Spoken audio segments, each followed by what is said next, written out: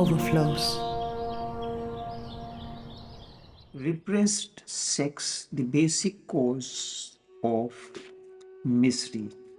Repressed sex is the root cause of all human misery at physical level as ailments and psychological ailments also. Understanding sex as creative energy within and exploring its hidden potential leads to infinite expansion of consciousness beyond mind and its conditioned states. And this interconnectedness with cosmos that surrounds us and flows within as well. It is a fact established by Sigmund Freud that repressed sex is the basic cause of human misery, of all kinds of perversions, and of all kinds of mind sicknesses. But the religion still goes on preaching the same thing. Sigmund Freud should be remembered as one of the milestones in the history of man. But his work is only half. He simply fought against repressions. Therefore, his work is negative in nature. In itself, it takes you nowhere. It is fighting against darkness or searching for a black cat in a dark room or fighting with an imaginary enemy that does not exist. For transformation, first repression has to be dropped and a deep acceptance is necessary, a deep friendliness towards your own energies, a deep loving intimacy with your own energies is essential. Only then those energies can reveal their secrets to you. As all these acceptance, deep friendliness, loving intimacy are joined with meditation, orgasm becomes door to the temple of the divine within.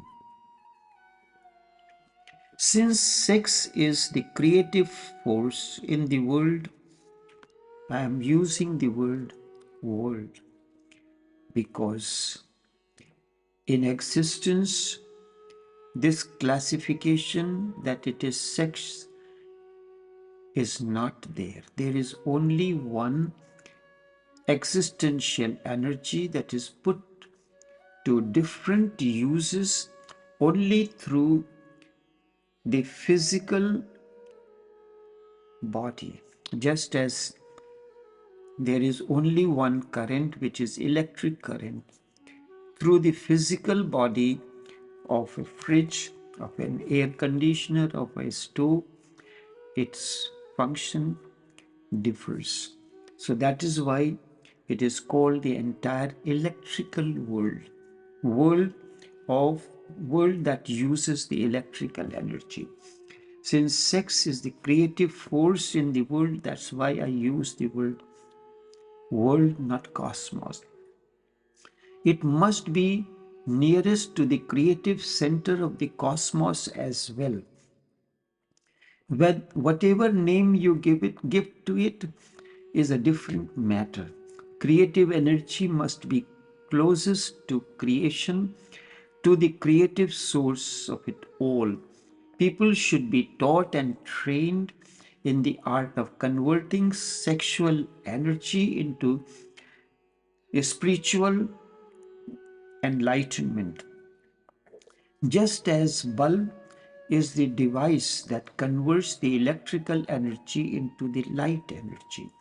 So you have to develop yourself just like a bulb which can transform electrical energy into the light energy.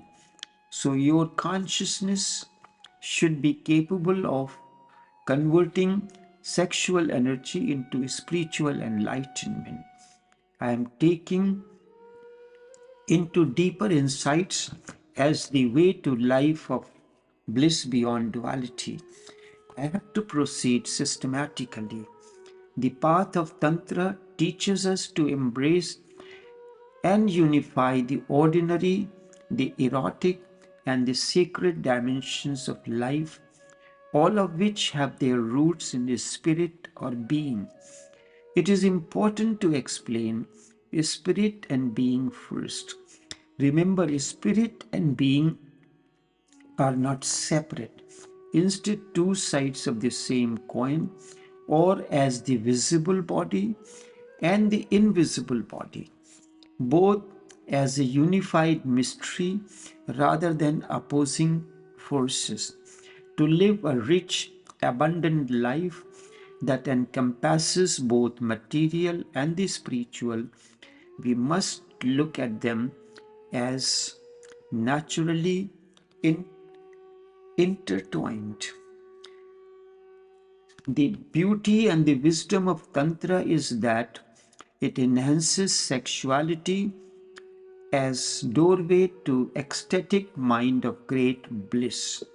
Truly, at the peak of orgasm, we transcend the illusion of fragmentation and separation that our understanding and conditions have created. At the moment of orgasm, there is no separation. That has created a feeling of guilt within and deep conflict between our conditioned understanding and natural instincts. When all fragmentations and divisions vanish, you have the first glimpse of unity and interconnectedness of all beings, and through the other, our partner, we fall in love with life.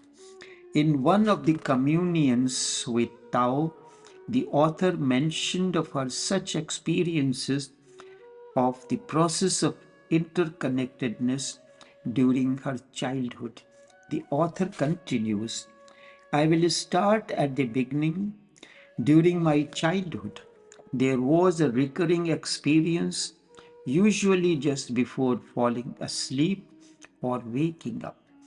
There was an infinite space, a space without boundaries, what we call infinite, and yet cannot grasp with our normal, everyday consciousness.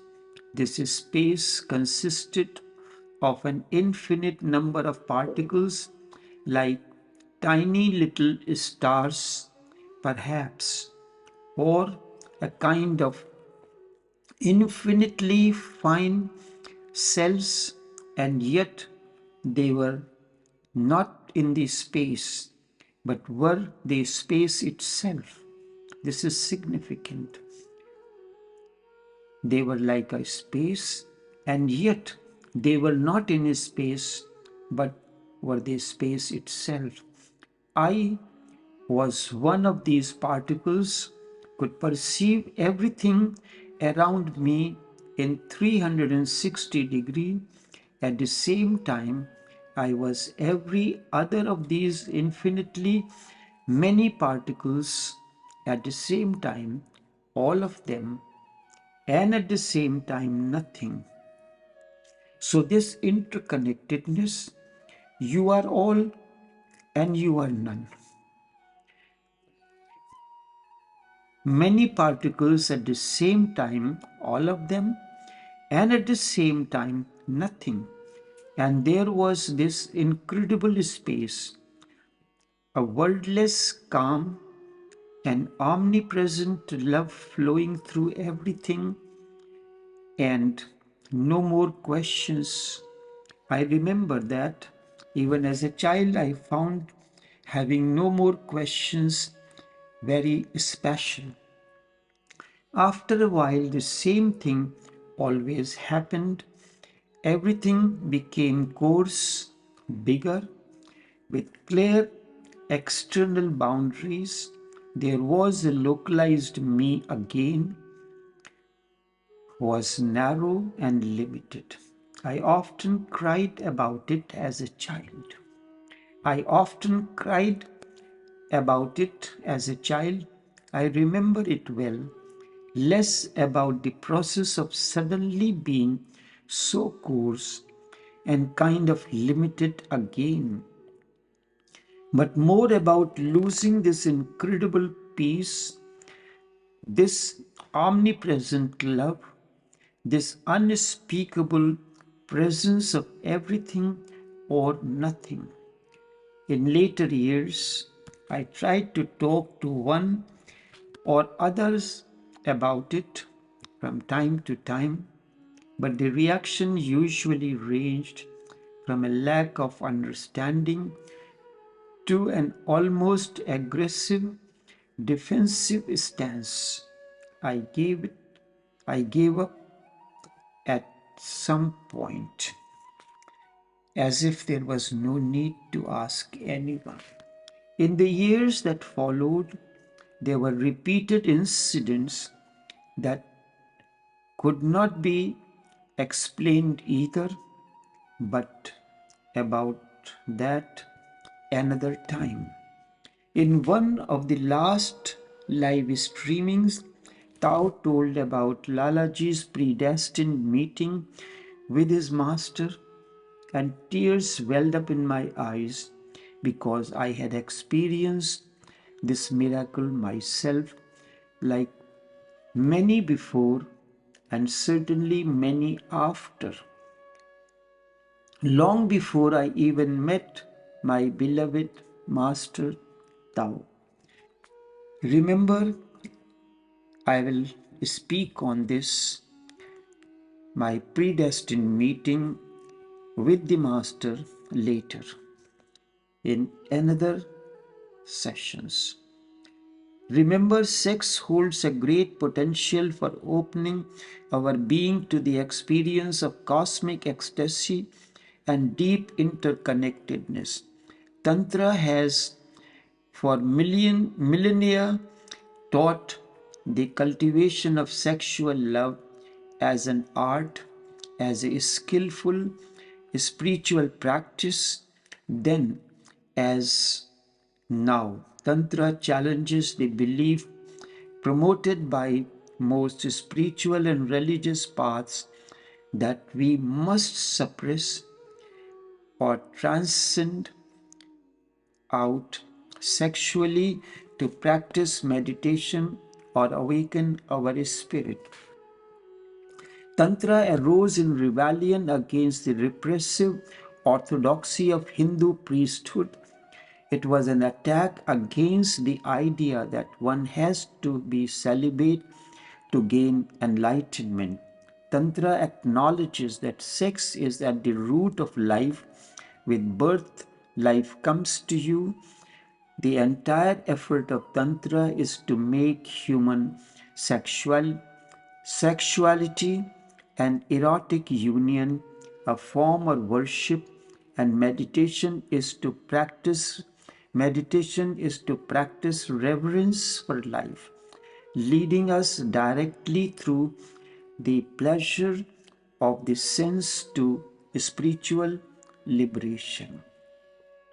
The entire effort of Tantra is to make human sexuality and erotic union a form or worship, and meditation is to practice reverence for life, leading us directly through the pleasure of the sense to spiritual liberation. Enough for now, but the journey of transformation through such overflow and insights into life of bliss beyond duality continues.